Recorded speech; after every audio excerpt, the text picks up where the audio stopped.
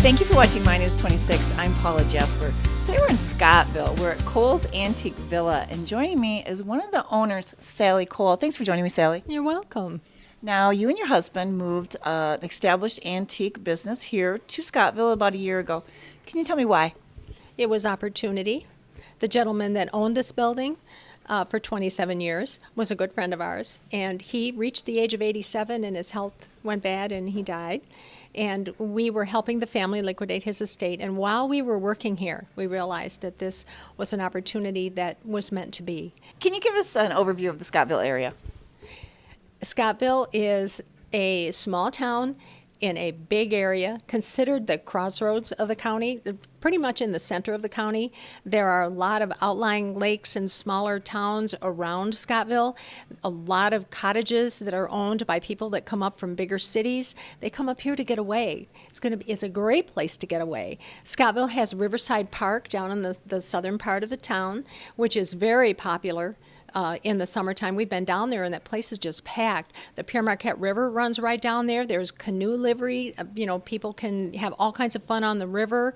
There's one of the most important things about Scottville is the Scottville Clown Band.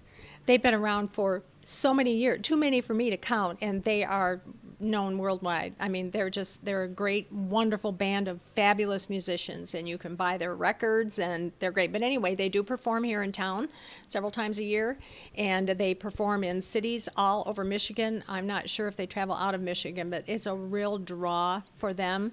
And one of the things that's very important, too, to be aware of this resurgence of Scottville, because new businesses are coming here. I talked a little bit ago about how we can use more businesses. It's always nice to have fresh blood in a town.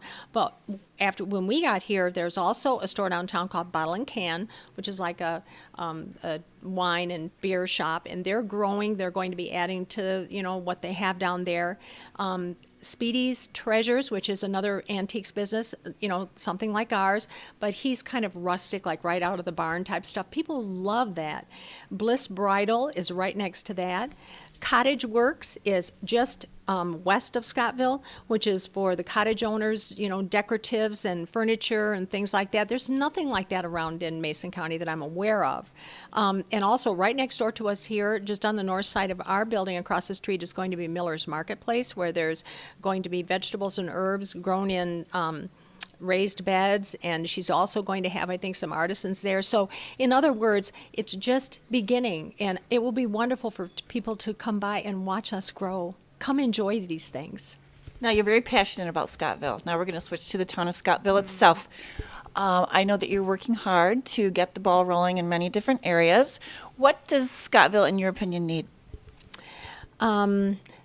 Continued togetherness. A lot of people here really they love Scottville. They have it in their hearts. They want to see it grow and prosper. And it's just a matter of a few of us, some folks, because we had known people from Scottville for many years.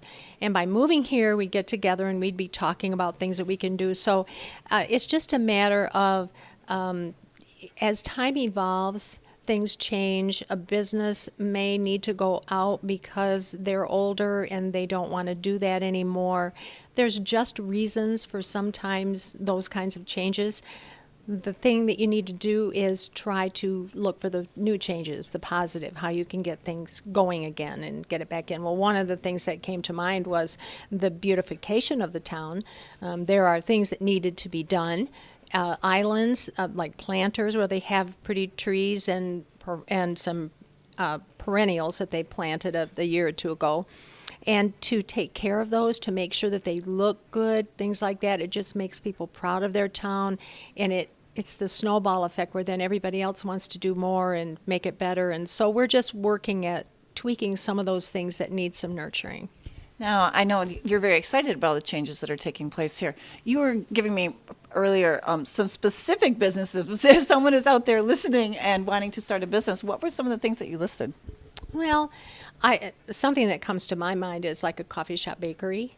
I think that it's nice to have a place where people can go and sit and have coffee or tea and muffins or cookies or something like that, and maybe read books. Maybe a bookstore would be appropriate too.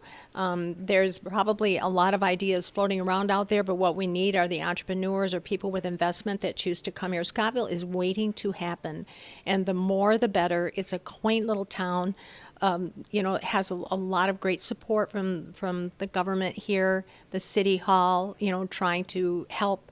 We were welcomed with open arms when we decided to move here. It is a great place to be. Thanks for joining me, Sally. Oh, you're welcome. Thank you. Paula, Jasper, -26 in Scottville.